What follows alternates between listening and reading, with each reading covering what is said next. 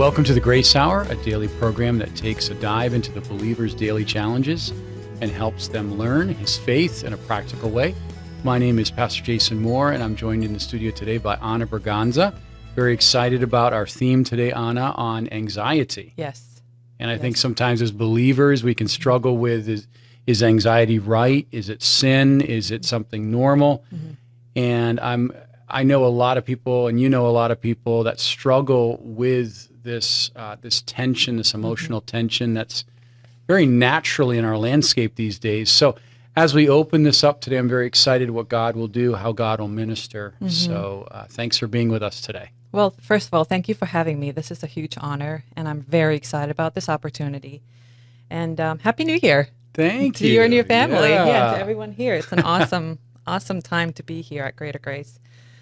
So first of all, when we're talking about anxiety, I think we need to recognize that there's no point in administering CPR to someone who's living and they're bleeding to death, right? So the deepest need that an individual has is to be saved. You must be born again, right? And that is the first point that we have to make when we're talking about anxiety, because biblical truths are useful for an unsaved person, right? They are a blessing for an unsaved person, and they can bring order to life. But to us, with the Spirit of God living in us, it is life. And when we're looking for answers for anxiety, we look to the Word, and we don't lean on the secular understanding of what the treatment for anxiety is. So let's qualify that, and today we're speaking to the saved people. If you are not saved, you must be born again. Amen. That's my first, for anxiety, that's my first advice. But isn't it interesting that as Christians, we feel guilty when we feel anxious because of that one verse, which is be anxious for nothing. And we kind of, I think, tend to treat that as a fix all. You know, you just throw that at a situation. What does it really mean when you say be anxious for nothing? So I think we'll kind of unpack that today, what it means to really not be anxious for anything. And I think for the believer, this has to do with the process of sanctification. Is that it's to know God in the situation, to understand what that situation, the purpose of the situation, and the purpose of the emotion that follows the situation. And God has given clear guidelines in the Bible for both, I think, for us to understand. So, yes. I think to start off with, first of all, what is anxiety? Different anxiety and worry we have to understand that it's not a sin. Anxiety in itself is just an emotion. It is a symptom, a response to a situation, or a person, or maybe a situation that's about to happen, like I was anxious about coming on today. But that doesn't mean that I'm living in sin if you have a little bit of anxiety in your life. According to the American Psychological Association, I'm just going to quote them a little bit here. Sure. Anxiety is an emotion characterized by feelings of tension, worried thoughts, and physical changes like increased blood pressure. We all know that, especially with this recent couple years of COVID, we've all experienced certain levels of anxiety, I'm sure. Sure. Of the fear of the unknown, what could happen to ourselves and our loved ones. And for some, it's gone to like a disorder, you know, where they're really living with fear on a daily basis. And that can happen to a believer or an unbeliever. And I think we're at an epidemic level with the anxiety that's in the world today. So I think it's God's heart to give us definition about what anxiety is and how we can learn to take responsibility for our own emotions. Yeah. I think that's where we should probably start, is just defining what anxiety is and some of the reasons for anxiety. Yeah. I mean, just hearing you speak, I know you're studying this. You're in the process of getting your degree in counseling. And I think we can certainly approach it from a couple different angles, but I love how you started this, the emotion of tension, you know, and especially with all the change of COVID and just people losing their jobs, losing their houses. Some people have had to relocate. Some people, a lot of young people have no real confidence in the future because they're afraid, am I going to get sick? Am I going to lose everything? Is there going to be some sort of loss in my life? And I think life change is inevitable. It's how we respond to it. Yes. So anxiety, I like what you said, it's not sin, but it's like anything. How do I respond? How do I think? How do I process these emotions that God gave us? Emotions are beautiful, right? Yes. They're meant to appreciate the things of God. We're meant to appreciate nature, people, and situations, but stress, right? Trying to internalize those things that are not able to be changed, for instance, and anxiety could be like the mood of stress. Yes. Some have said. Yes. And then, of course, it can lead into the disorder of panic. Yes. And being gripped and paralyzed. Yes. Where we've both seen that, where people can't think straight. Yeah. They're in a place of like, oh gosh, I am like so small. I am like in my house. I have a phobia of some sort. I can't leave my house or something. Or I have a people phobia, or you can't touch people. It's a brave new world. I don't know if it's a brave new world. It's a strange new world. Yes. You know? Yeah, I agree with you. I think the reasons, like when you were thinking about the reasons for anxiety, I was just jotting down a few things that like really resonated with me personally. Maybe a death of a loved one is a huge one. That just hits you out of the blue sometimes and can cause a lot of anxiety.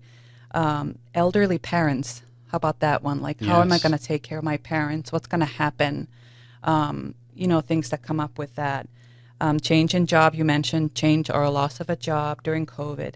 How about raising children? There you go. That's like the toughest job you'll ever love right there. Like, what am I supposed to do? Yeah. These kids didn't come with a manual, right. And all of a sudden I need to raise them and train them up in the Lord and teach them good habits. And that can cause a lot of anxiety for parents, just changing in family life. Marriage is a big one, finances, health crisis, we all know a little bit about health crisis, the economy, and how about this one? This is a good one today, current events. Yeah. How about just turning the news on in the morning and filling your being, your spirit up with anxiety because you're hearing about what's going on in the world.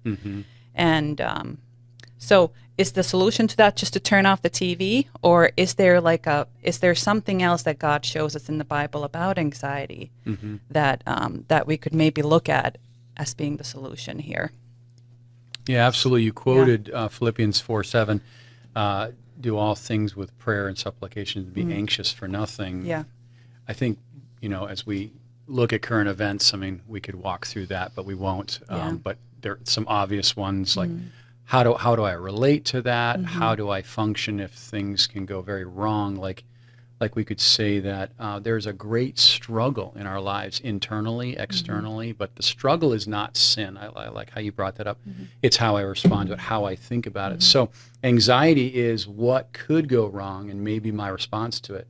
But fear, right? Fear is kind of this emotion of self-consciousness, awareness without God. It's me, you, it's the listener today. How do I actually function when I feel or we feel that we don't have the power to change what's going on? Yes. But in Philippians 4:7, prayer is a great diffuser for anxiety. Yes.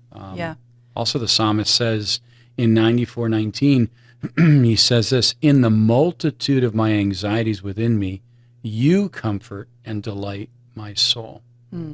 So in the multitude of anxieties, so there can be tons, like you just gave a good list. I mean, raising kids, I have a 9-year-old, you have some adult kids. You have 4 kids, right? 3 adult, 5 kids. There you go, 5, there it is. Wow. Yeah.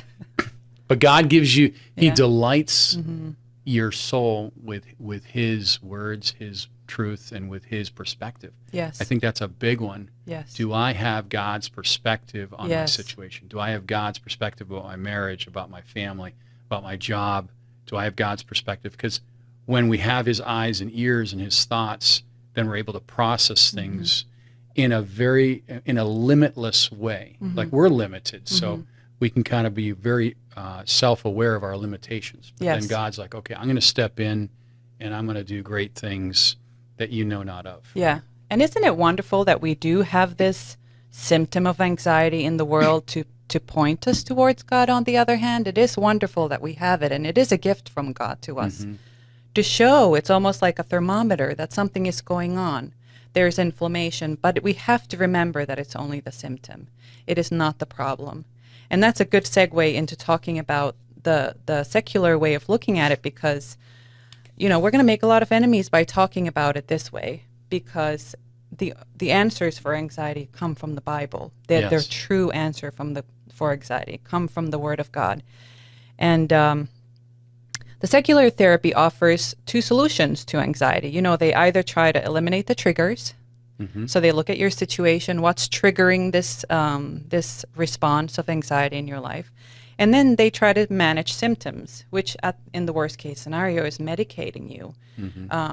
And I'm not a medical doctor, and I am not saying anything about anybody's treatment today. And I don't want there to be any confusion in that we want everyone to make that decision with their own healthcare professionals. However, I'm talking about people who are owning a personality of being worried and anxious, and it kind of exalts itself above the knowledge of God, which is a wonderful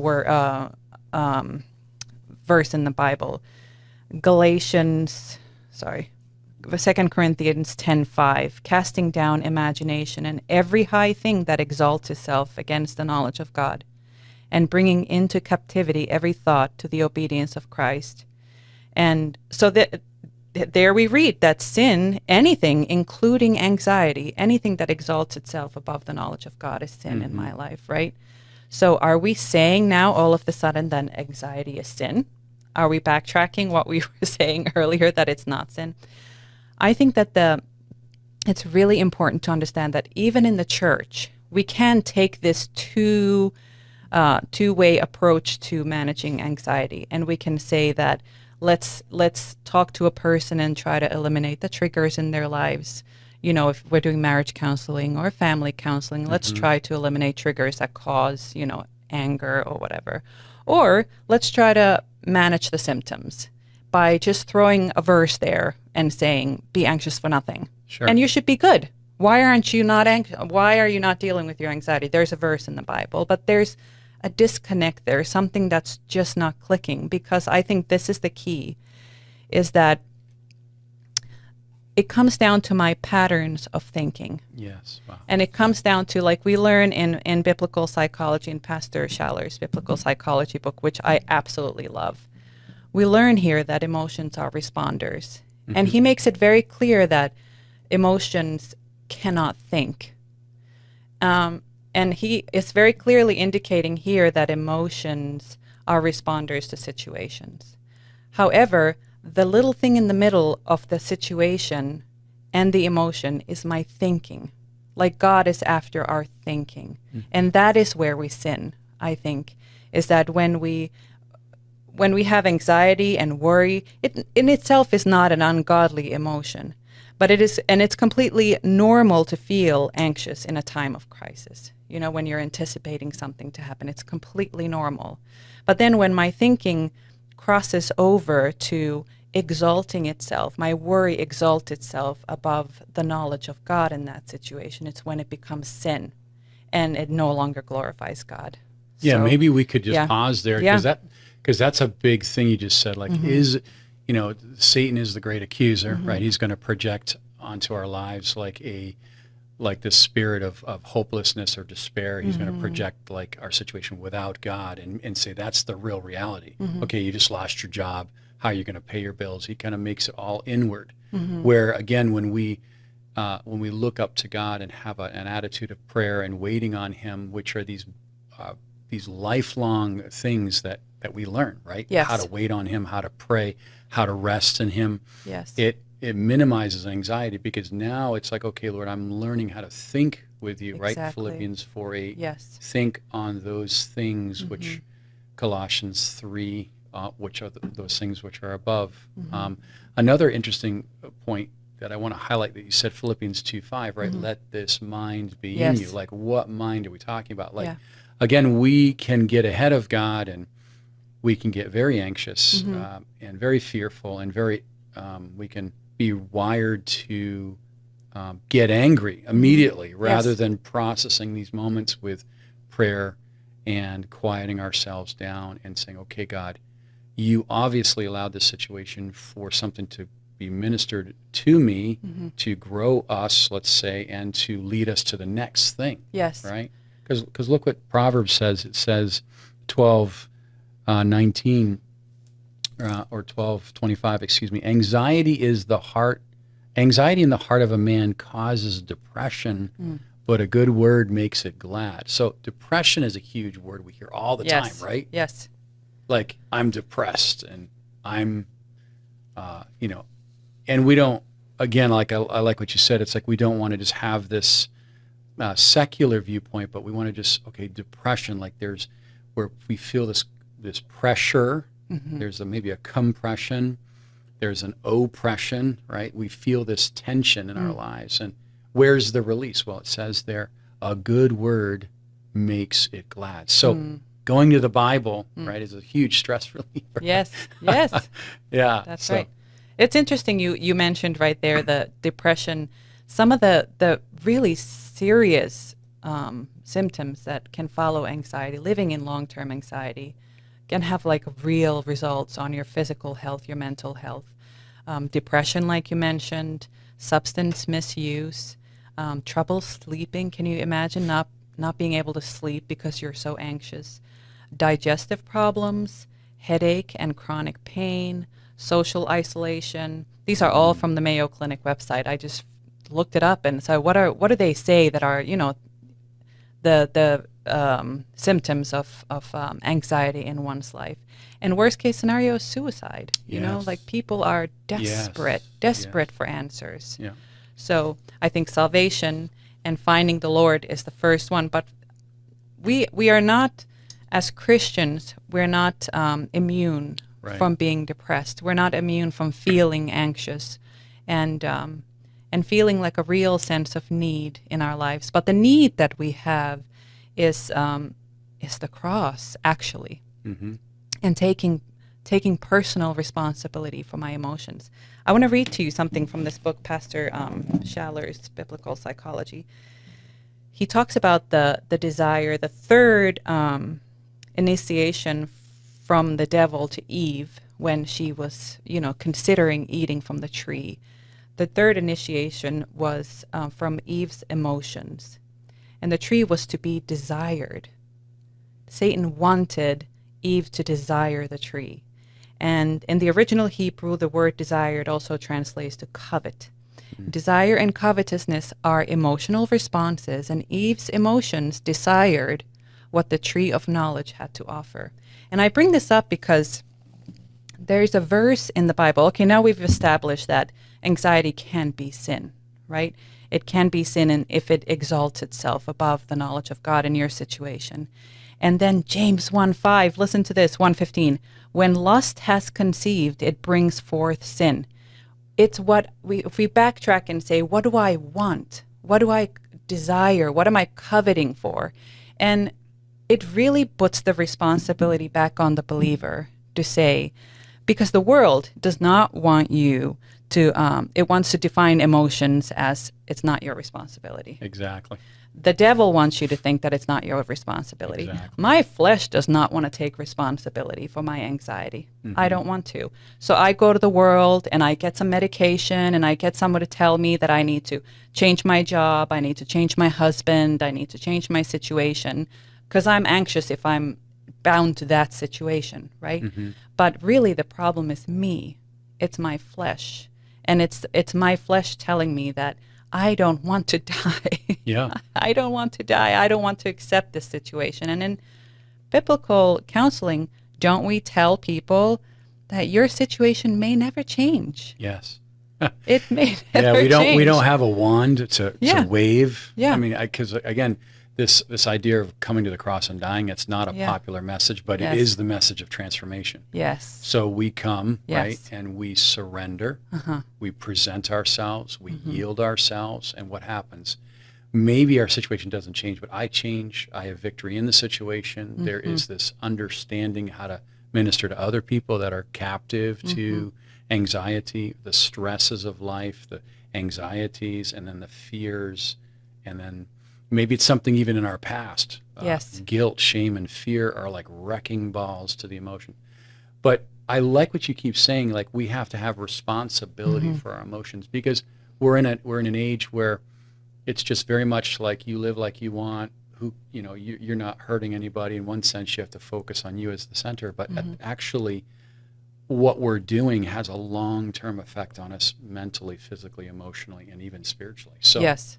This idea of what is exalting itself? Exactly. What is exalting itself above the nature and character of God? Well, fear, worry, again, anxiety, all of these things can look very big. They can be magnified. Like, God is this big, he's very small, and my problem is larger than life. And yes. It's like we have to change that paradigm, and that only happens, like you're saying, at the cross, where yes. it's no longer I that live, but Christ. But I don't want to be religious in this sense.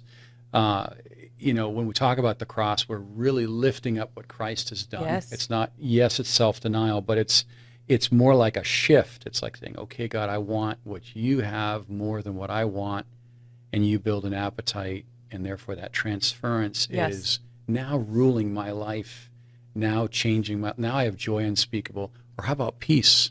Like there's peace when there's no reason to have peace. Like I just met with a widow just an hour ago who just lost her husband, and she has peace and joy. How could that be? How is that possible? 44 years of marriage, yeah. she has peace and joy. Mm-hmm. Is she anxious? Is she upset? Is she grieving? Absolutely. But the dominant or prevailing emotion, we could say, yes. is being controlled by the mind of Christ. That's it. The mind of Christ is the key, because this widow that you're speaking about, her emotions are responding to her thinking, not to her situation.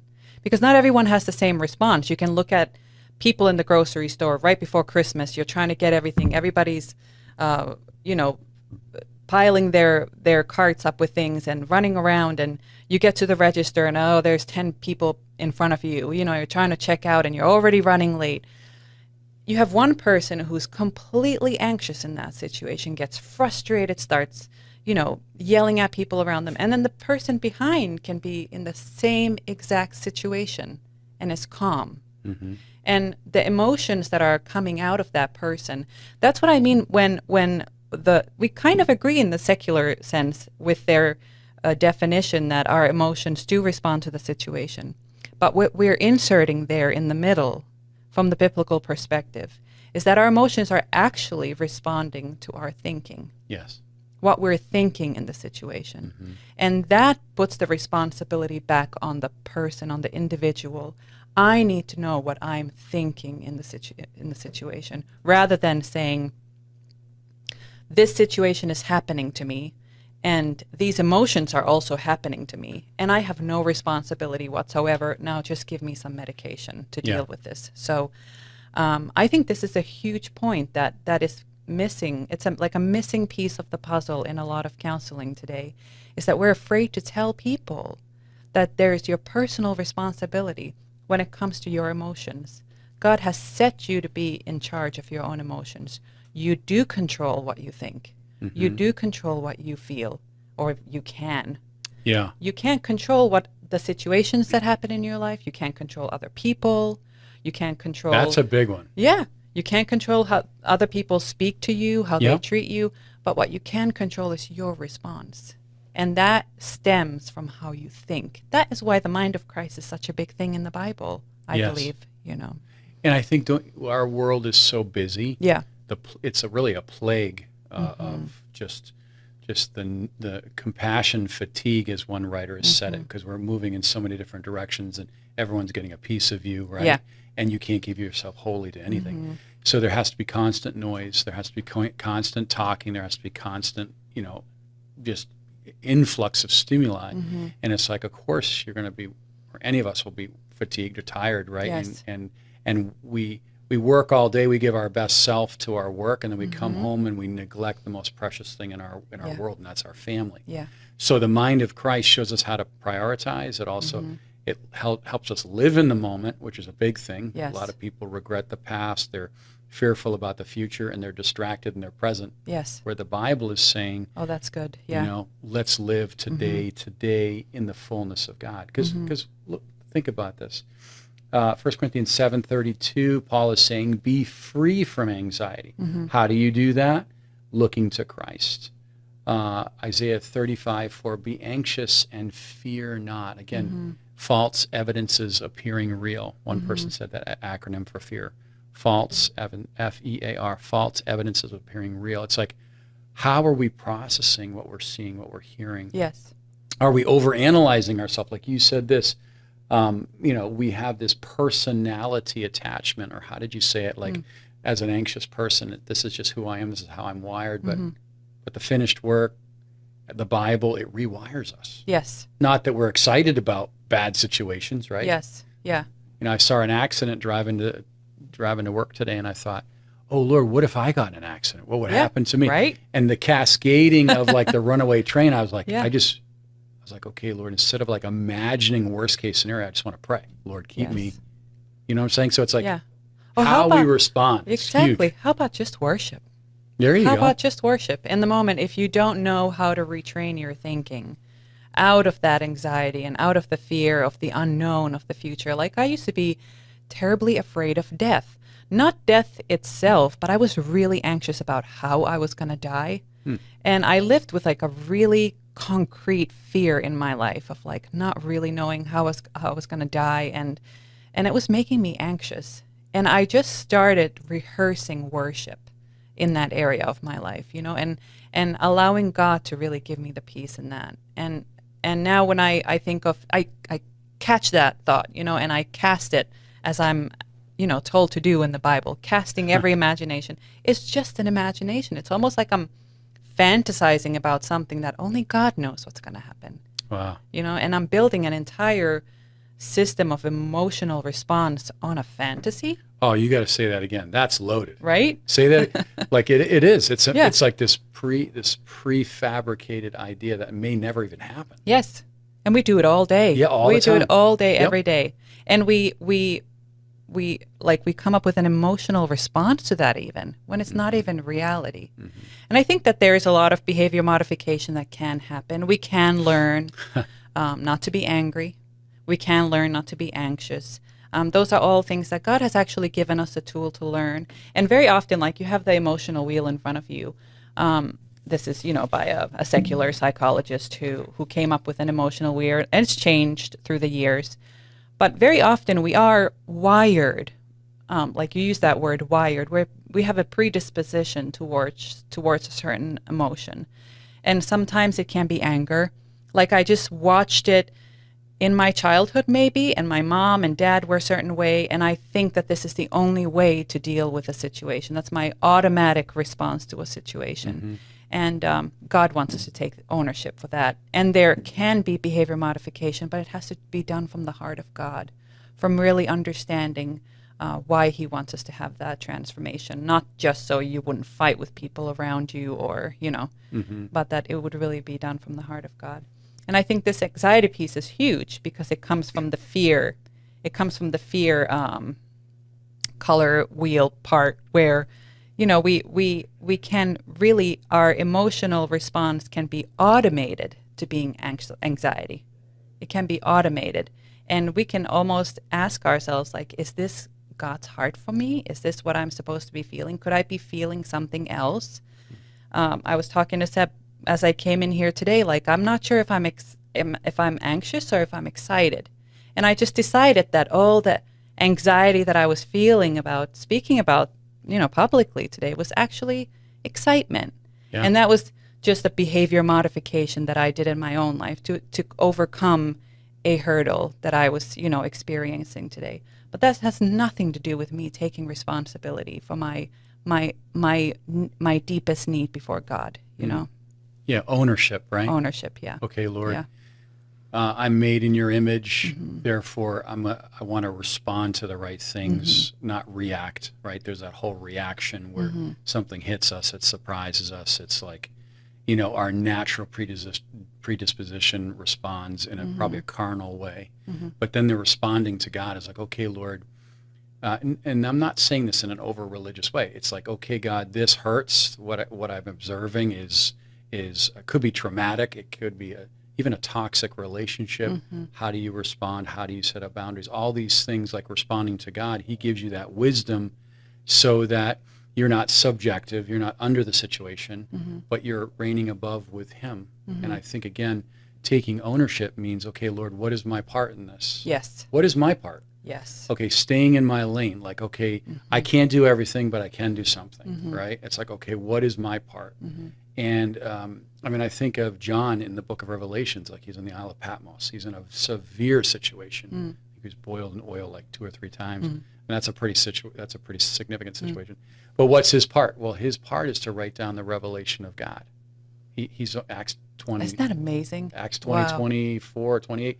Yeah. He did not count his life dear unto himself. Yeah. He just says, okay, I may perish, but there's something greater than I am. Yes. Okay, in my situation, like I just talked to a 19-year-old that was struggling with thoughts of suicide, and I said, where is the leaking in the boat? Where is your hope being dissipated? And he goes, well, I'm not sure if God is good enough to give me a good future. Mm. Like, I don't know if I trust God with my future. Mm. And I said, what are the reasons why you wouldn't trust God? Like, he is God. And we started talking about who God is, and his mood changes. He began to relax. He began to process his thinking objectively. Mm. And it was like, okay, that same God of the Bible is the same God that lives inside of you, and it's the same God that's orchestrating your mm-hmm, future, right? Mm-hmm. So again, it's like taking ownership and then stewardship, right? Yes. Stewardship is now I act out on the principles of what God has said. Yes. And I think that separates religion from relationship. I think so, yes. Because we can fool people all day long. Yes. I can go to church on Sunday and then the rest of the week I'm a hostage to my emotions. Yes. Or vice versa. We can be in the Word and just say, Lord, teach me. Psalm 55:22, I cast my burdens unto you. Yes. I cast all my care unto you. And if, let's say we are anxious, we recover quickly, right? Yes. We just recover. We say, okay, God, I'm losing my mind over here. Yes. Thank you, Lord. Yes. And we just recover. That's it. Like, let's look at it practically. Like, let's say something happens. Now my aged parents, I found out that, I'm dealing with dementia, for example. Let's say that that's a reality for me now. And my mind starts going down that road, of like, oh my God, what's going to happen with this and that, and how am I going to manage this and that? And I can catch myself in that moment mm-hmm. and say, first of all, this situation is for me. It's for me. And God has designed this situation for me, that I would get to know him better mm-hmm. and that I would be drawn closer to him and become more like Christ in this situation. If that is my starting point, like Pastor Schaller's been speaking in the last couple messages, what is my starting point? Is it me and my situation and my response to the situation, or is it who is God in this situation? And I think that's really key for us when we're talking about especially anxiety, because our heads are so full of thoughts, and it's hard to kind of to even grasp them all, to take them captive, because they're so full of thoughts. But if you start with God, who is God? What is the purpose of this situation? Is to bring me closer to him. And Pastor Love said it last week. He said, how did he put it? I am defined by who God is. When Moses was at the burning bush, God defined who Moses was by answering to him who he is, who God is. And that's who we are. We define ourselves according to who God is in our lives and what he is doing in our lives. Mm-hmm. And if we can kind of make that first shift of thinking, the anxieties, I feel, they start to fall off. Then we can learn a way of freedom mm-hmm. out of anxiety. I think that's important to understand that. What's my relationship with mm-hmm. truth? We can hear verses and words like love, mercy, grace, right? Mm-hmm. What's my relationship with those words will dramatically affect how I walk in those mm-hmm. things, right? Mm-hmm. One person said it like this. They said, when it's personal, it's powerful in your life. So if grace is personal in my life, which means I'm the greatest recipient or need of it, mm-hmm. then other anxious people in my life, let's say the unsaved, that's just very anxious and maybe you're in a line in Walmart and, like you said, people are flipping out. Yeah. It's like we can be gracious because by the grace of God, there goeth I, right? That could be me with no real boundary around our minds. And if we did not have the mind of Christ, we could be doing the same thing, if not even worse. But I love this. Our relationship with truth really helps us, I don't want to say enjoy the struggle, but find the purpose in the struggle. Or be content in it. Yeah. Yeah. Like I'm not praying for trouble. Yeah. I kind of like an uneventful day. Not that I have those, but it's like, okay, I want to have more than just a behavior of control, because we can look in control, but inside we can be a tornado, really. And then physically we're suffering, mentally, and at the end of the day you're fried, right? Yeah. But we can be filled and renewed in the spirit of our mind every day, all day. Yes. And I think as Christians sometimes we can think, we want to hide our humanness, but actually Christ was tempted in all points and even learned obedience through the things that he suffered. I mean, Christ was the greatest example, right? And so this emotional wheel, I just want to refer to something real quick. Like this emotional wheel, I like it because even though maybe we are predisposed to anger, we're the only ones that get ourselves angry, by the way.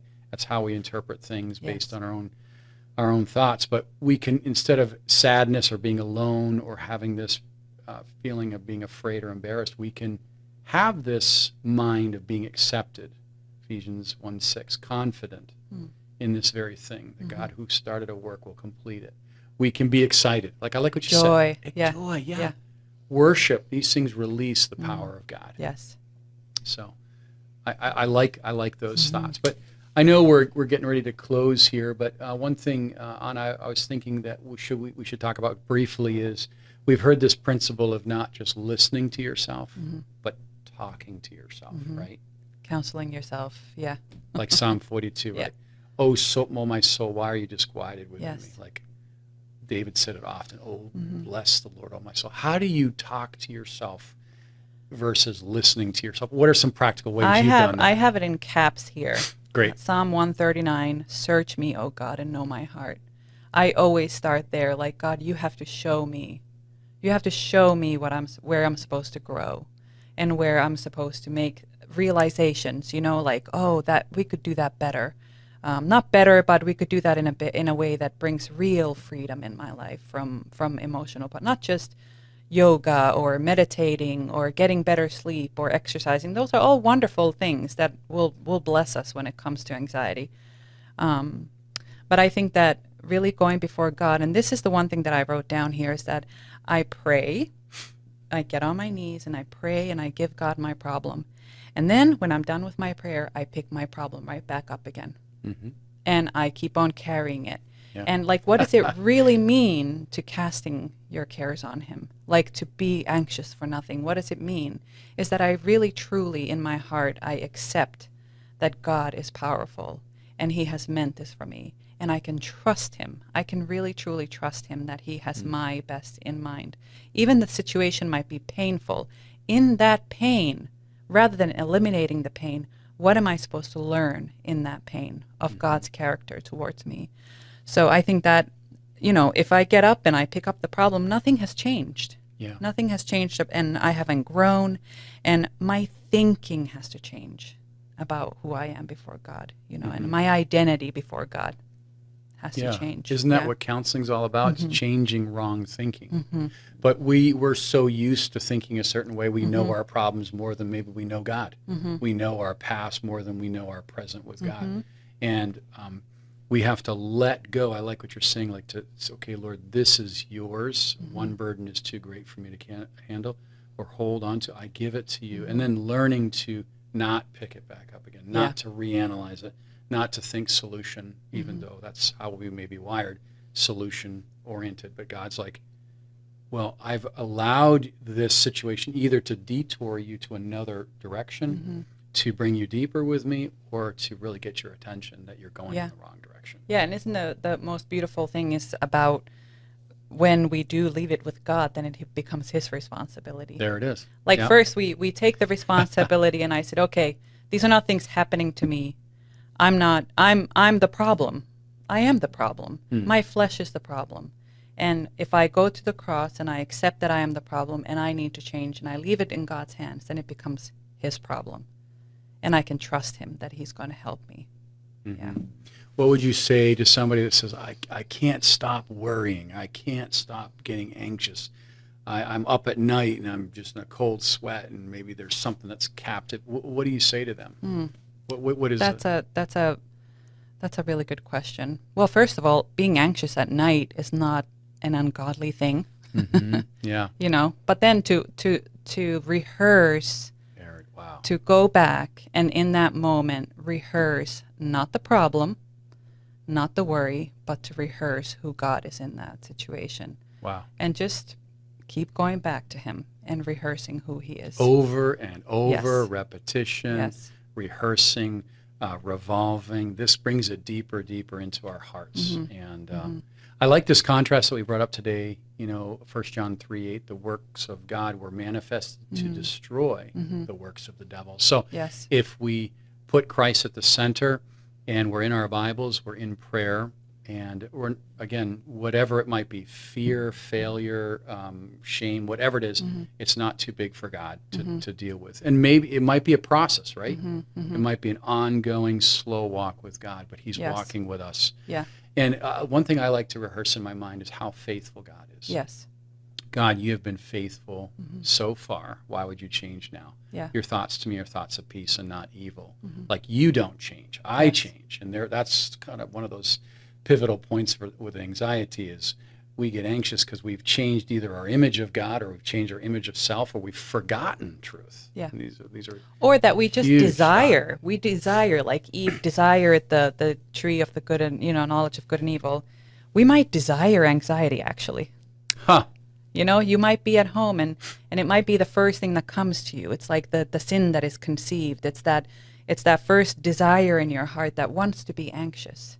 And that desire, God, teach me to desire you instead of anxiety or worry or, other things. It really comes down to what's in here, what's inside of me. Yeah, people might like the attention. Yeah. They might like to over-talk. They might, but God is like saying a quiet and peaceable life is that which, glorifies. Yeah. And it's been great having you. You've a wealth of knowledge. We can go on here for a couple more hours, but I don't think we have that. But thank you, friends, for joining us today. And don't forget to subscribe to our show on YouTube, Apple Podcasts, Google Podcasts, and Spotify. And be sure to join us for our next episode. We're looking forward to having you there. All right, God bless you.